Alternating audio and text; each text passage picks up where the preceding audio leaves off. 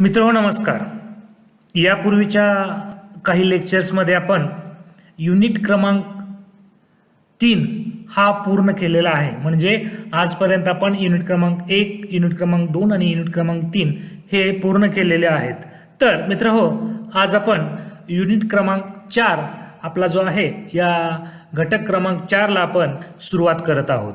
तर मित्रहो, या 4.1 मधील जो महत्त्वाचा जो विषय आहे तो म्हणजे Maharashtra cooperative act, Maharashtra cooperative society act 1960, the recent amendments, Maharashtra सहकारी संस्था अधिनियम 1960 यातील अलीकडील काळामध्ये ज्या काही सुधारणा झालेल्या आहेत, हा सुधारणेचा टॉपिक 4.1 मध्ये आपल्याला अंतर्भाव असलेला दिसून येतो. तर महाराष्ट्र सहकारी संस्था कायद्याच्या रिसेंट अमेंडमेंट पाहण्या अगोदर महाराष्ट्र सहकारी संस्था कायदा काय होता हे पाहणं अत्यंत आवश्यक आहे. तर मित्रहो, आजच्या लेक्चरला आपण महाराष्ट्र सहकारी संस्था अधिनियम 1960, महाराष्ट्र सहकारी संस्था कायदा 1960 यावर सविस्तरपणे भाष्य करणार आहोत. Dear students, in the previous few lectures we have completing unit number 3. So now we are going to discuss on unit number 4. And friends, the 4.1 is the Maharashtra Cooperative Society Act recent amendments.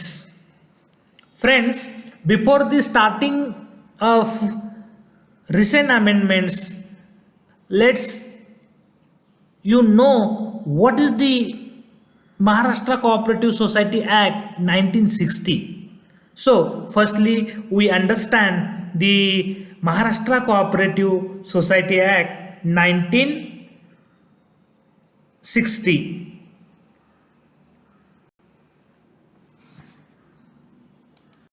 Dear students, this lecture is basically divided into 3 subpoints. The first point is the introduction of Maharashtra Cooperative Society Act 1960. Second is the Maharashtra Cooperative Society Act major amendments. Third is the conclusion and summary of the lectures. मित्रहो, आजचं जे हे lecture आहे ते एकूण 3 विभागामध्ये विभागलेलं आहे. यामधील पहिला जो विभाग आहे तो म्हणजे महाराष्ट्र सहकारी संस्था अधिनियम 1960 याची प्रस्तावना आपण पाहणार आहोत.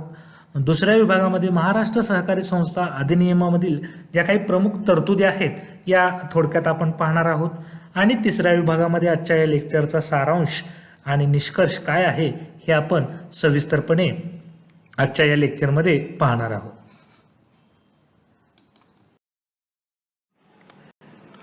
Dear students, firstly we have discussed on the introduction of Cooperative Society Act 1960. Maharashtra सहकारी संस्था अधिनियम 1960 या कायद्याची प्रस्तावना आपण पाहणार आहोत. मित्रहो, भारतात पहिला सहकार विषयक कायदा जो आहे तो सहकार विषयक कायदा 1904 साली अस्तित्वात आला. आणि या कायद्याचं प्रमुख उद्दिष्ट बचतीला प्रोत्साहन देणं आणि परस्पर सहकार्य करणं हा होता. या कायद्यातील तरतुदीप्रमाणे केवळ कर्जपुरवठा करण्यासाठी सहकारी संस्था स्थापन करण्यास परवानगी दिली जात होती. म्हणून 1912 मध्ये 1904च्या कायद्यातील काही ज्या त्रुटी होत्या या त्रुटी दूर करून दुसरा कायदा अस्तित्वात आला आणि या कायद्यानुसार बिगर पतपुरवठा संस्थांच्या मध्ये यांचा समावेश करण्यात आला. 1904 आणि 1912 हे दोन्ही कायदे केंद्र सरकारच्या माध्यमातून करण्यात आलेले होते. यानंतर सन 1919 मध्ये सहकारी कायदा करून सहकार हा विषय केंद्र सरकारकडून राज्य सरकारकडे सोपवण्यात आला. त्यामुळे विविध राज्यकरांना सहकाराबाबतचे कायदे व अधिनियम यांचा अधिकार प्राप्त झाला. आणि या अनुषंगाने त्यावेळी केवळ मुंबई राज्याने 1925 मध्ये मुंबई सहकारी संस्था कायदा बॉम्बे कोऑपरेटिव्ह सोसायटी ॲक्ट हा पास केला. त्याचबरोबर 1932 मध्ये मद्रास, 1935 मध्ये बिहार आणि 1940 मध्ये ओरिसा व बंगाल या राज्यांनी स्वतंत्र सहकारी कायदे केलेले आपल्याला दिसून येतात. मित्रहो, भारत सरकारने 1956 मध्ये सहकारी कायदेविषयक समिती नेमली आणि या समितीने अभ्यास करून भारतीय सहकारी कायद्याच्या इतिहासातील महत्त्वपूर्ण घटकांचा अभ्यास या समितीच्या मार्फत करण्यात आला आणि ही समिती भारतीय सहकारी कायद्याच्या इतिहासातील महत्त्वपूर्ण घटना म्हणून मानली जाते. या समितीने मित्रांनो 1957 मध्ये आपला अहवाल सादर केला आणि यामध्ये सहकाराचा आदर्श कायदा, आदर्श नियम व पोटनियम देण्यात आले. या कायद्याच्या अनुषंगाने भारतातील विविध राज्यांनी आपल्या राज्यातील कायद्याची निर्मिती केली आणि यानुसारच महाराष्ट्र राज्य सरकारने 1960 मध्ये महाराष्ट्र सहकारी संस्था कायदा 1960 हा मंजूर केला. या कायद्याची अंमलबजावणी 26 जानेवारी 1962 पासून महाराष्ट्रामध्ये करण्यात आली आणि महाराष्ट्र सहकारी कायदा सन 1962 पासून यामध्ये अनेक दुरुस्त्या करण्यात आलेल्या आहेत. हा कायदा एकूण 14 विभागात विभागलेला असून या कायद्यात एकूण 167 कलमे आपल्याला पाहायला मिळतात आणि यातील ज्या 14 विभागातील प्रमुख तरतुदी आहेत या आपण आजच्या या लेक्चरमध्ये सविस्तरपणे पाहणार आहोत. मित्रहो, या कायद्यातील ज्या प्रमुख तरतुदी आहेत या तरतुदींचा अभ्यास आज आपण या लेक्चरच्या माध्यमातून करणार आहोत. तर मित्रांनो, यामधील पहिला जो विभाग आहे, पहिला आणि दुसरा, या विभागामध्ये कायद्याच्या पहिल्या आणि दुसऱ्या विभागामध्ये 1 व 2 प्रमाणे व्याख्या, व्याप्ती आणि स्पष्टीकरण यांचा समावेश करण्यात आलेला आहे आणि व्याख्येमध्ये सहकारात वापरल्या जाणाऱ्या विविध शब्दांचे अर्थ सुद्धा दिलेले आहेत. आणि कलम 2 मध्ये दुसऱ्या विभागामध्ये सहकारी संस्थांच्या नोंदणीसाठी ज्या अटी आहेत या अटीच्या बाबत सविस्तरपणे माहिती दिलेली आहे. तर मित्रांनो, यानंतरचा जो महत्त्वाचा मुद्दा आहे तो म्हणजे सहकारी संस्थांची नोंदणी. यातील महत्त्वाची जी तरतूद आहे ती म्हणजे सहकारी संस्थांची नोंदणी. महाराष्ट्र राज्य सहकारी कायद्यातील कलम 4, 5, 6, 7, 8 व 9 मध्ये नोंदणी संबंधी तरतुदी करण्यात आलेल्या आहेत. यातील कलम 4 प्रमाणे ज्या सहकारी संस्थांची नोंदणी करावायची आहे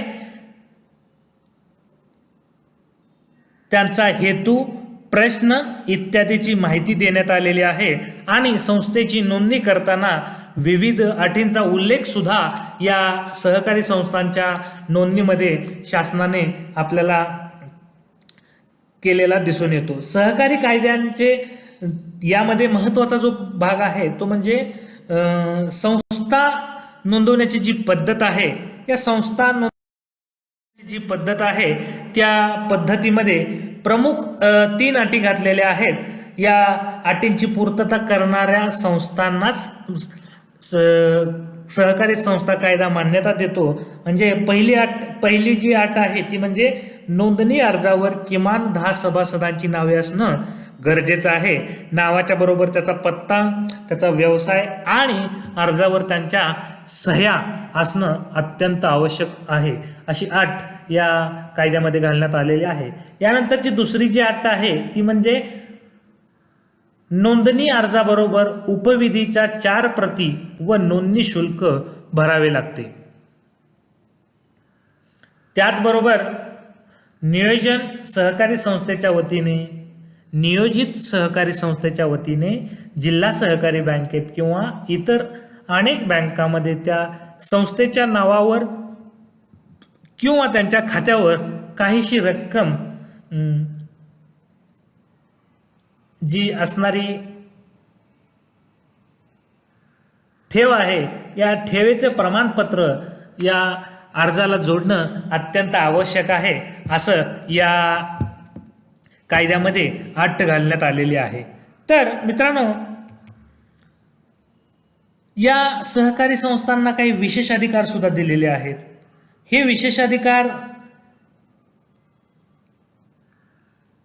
पाहण्यापूर्वी सहकारी संस्थांच्या नोंदणीच्या काही अटी आहेत आणि सहकारी संस्थेच्या सभासदांच्या काही तरतुदी आहेत.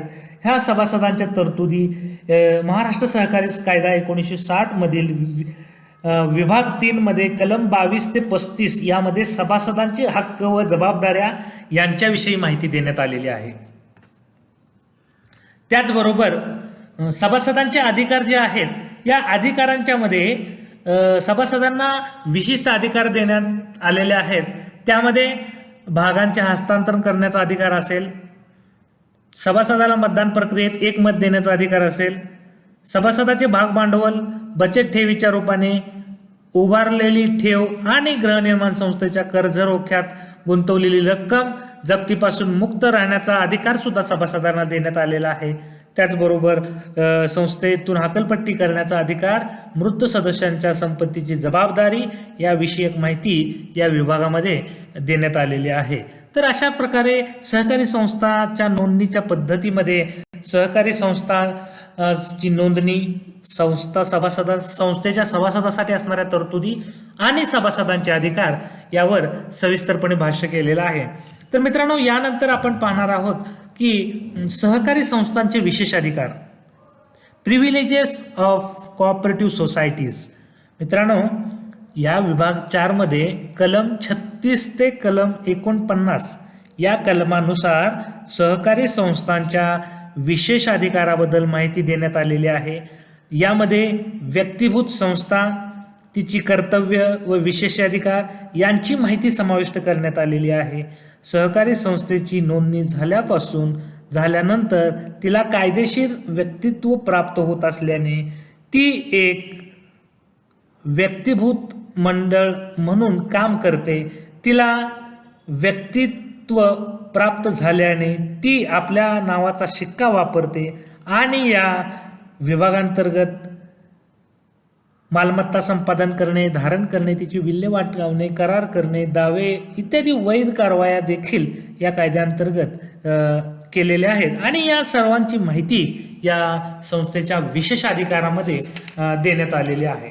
त्याचबरोबर यानंतरची पुढची तरतूद आहे ती म्हणजे प्रोव्हिजन्स ऑफ ग्रँट, म्हणजे राज्याकडून संस्थांना जे अनुदान मिळतं या संदर्भातले जी प्रोव्हिजन आहे, त्यामध्ये या कायद्यातील 5व्या विभागामध्ये राज्याकडून सहकारी संस्थांना जी मदत मिळते, या निधीची उपलब्धता होते, त्यांची कलम 50 ते 63 या कलमामध्ये चर्चा करण्यात आलेली आहे आणि यामध्ये प्रामुख्याने राज्य सरकारच्या प्रत्यक्ष आणि अप्रत्यक्ष भागीदारी याविषयी माहिती देण्यात आलेली आहे. तसेच भाग भांडवल खरेदी, कर्ज हमी, अनुदाने इत्यादी मार्गाने राज्य सरकार सहकारी संस्थांना मदत करत असते आणि या मदतीचीच माहिती या तरतुदीमध्ये देण्यात आलेली आहे. यानंतरची महत्त्वाची जी तरतूद आहे ती म्हणजे सहकारी संस्थांची मालमत्ता व निधी, assets and funds of cooperative societies.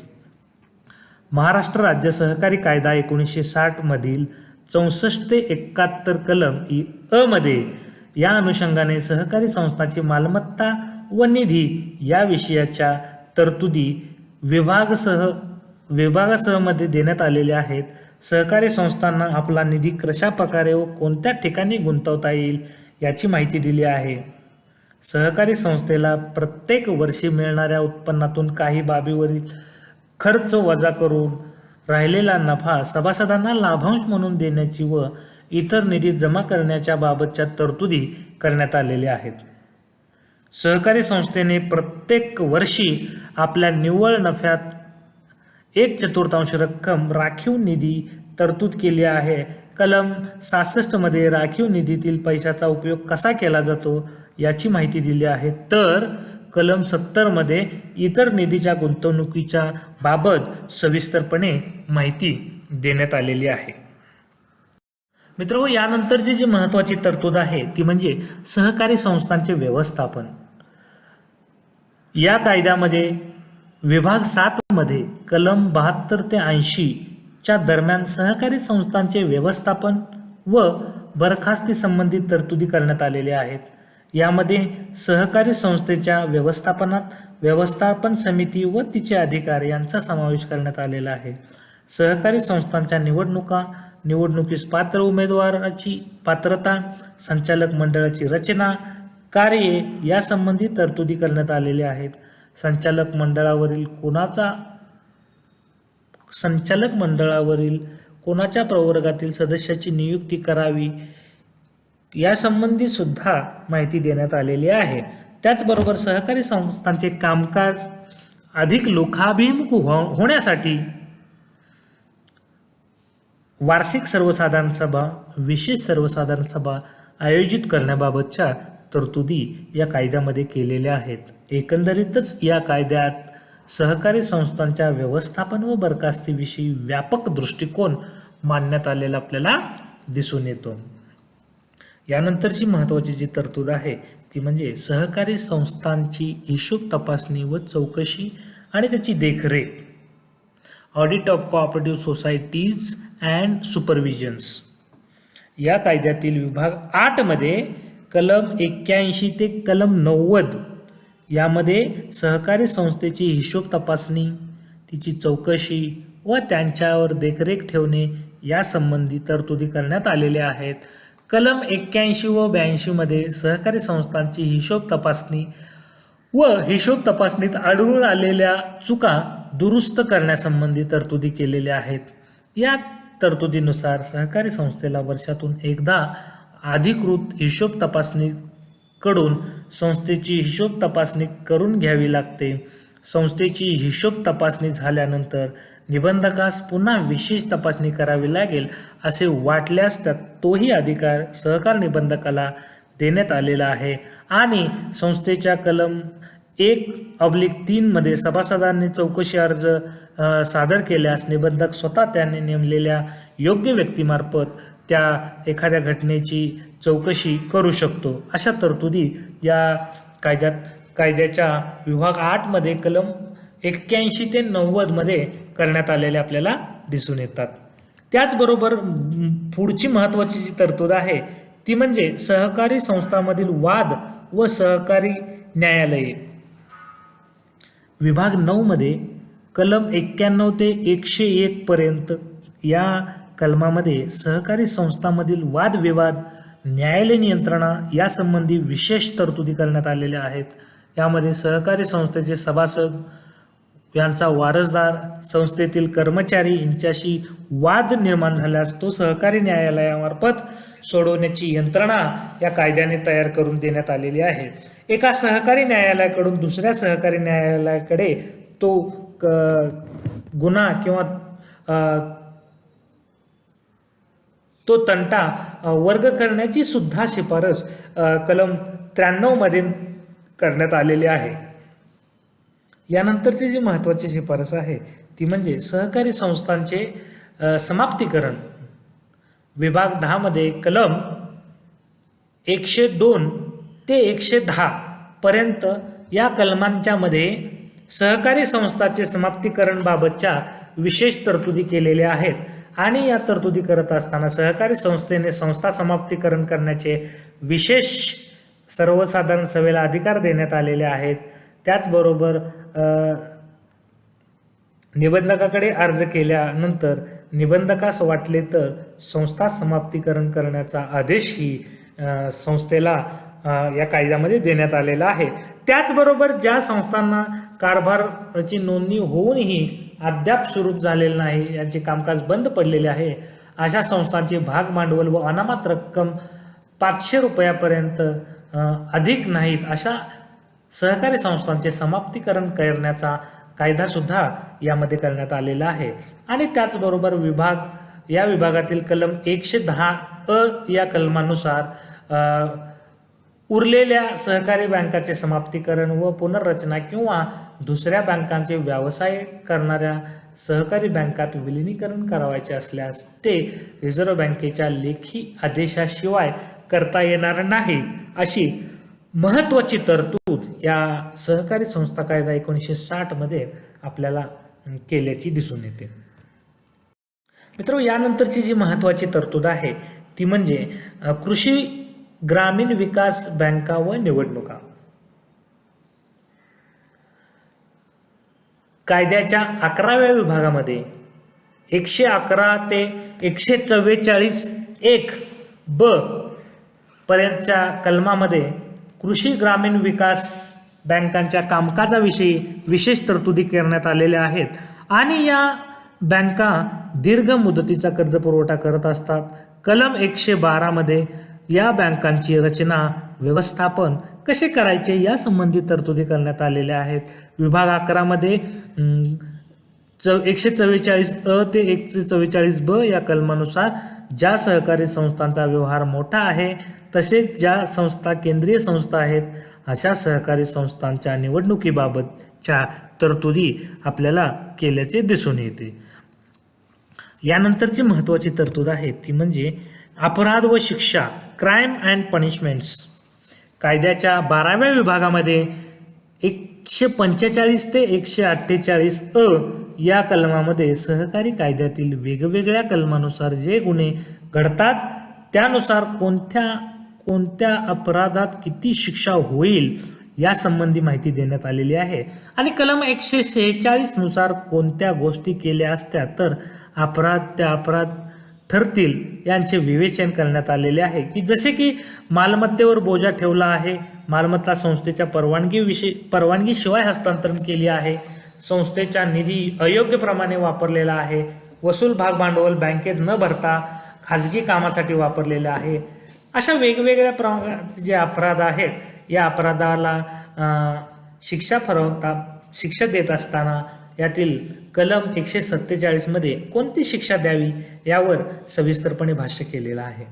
यानंतरची महत्त्वाचा जो यातला मुद्दा आहे तो म्हणजे अपिले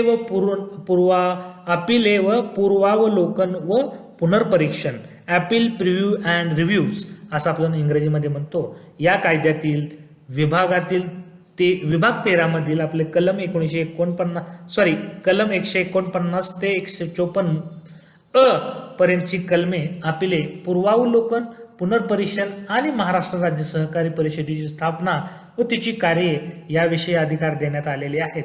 आणि यामध्ये महाराष्ट्र राज्य सहकारी अपील न्यायालये, सरकारी अपील न्यायालयाचा आदेश, पुनर्लोकन, सहकारी अपील न्यायालये व दिवाणी न्यायालय यांचा अधिकार नेमणे, यावेळी अपिले विभागशित बाबतीत अपील प्राधिकरणाची मदत मर्यादा वाढवणे यासंबंधी तरतुदी करण्यात आलेल्या आपल्याला दिसून येतात.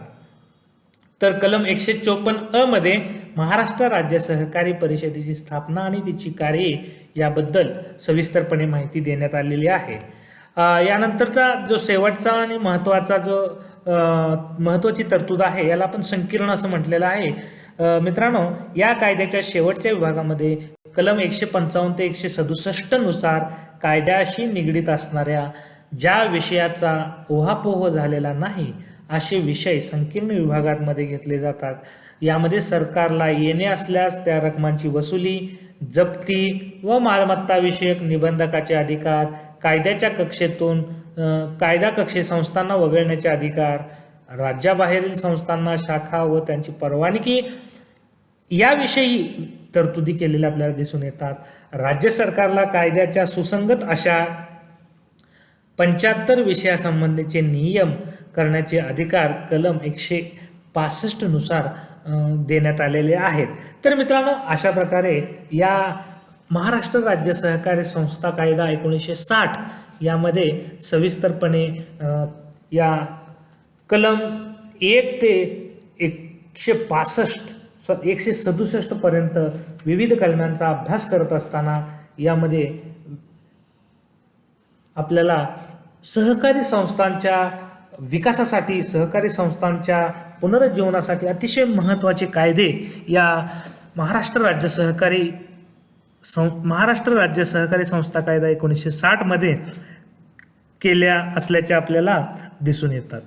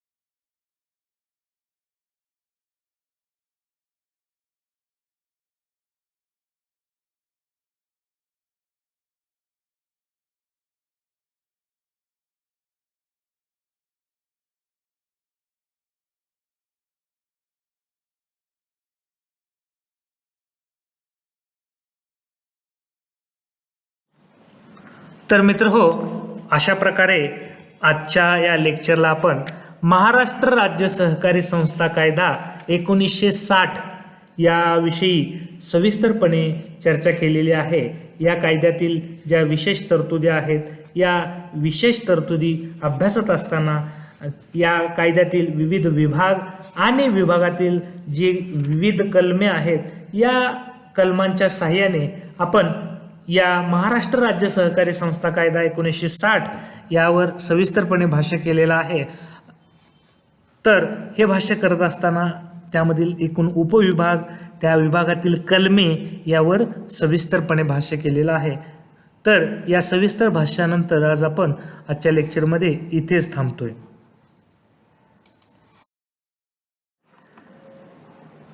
Dear students, if you any doubt about the today's lecture, any queries, any questions about today's lecture, please ask freely.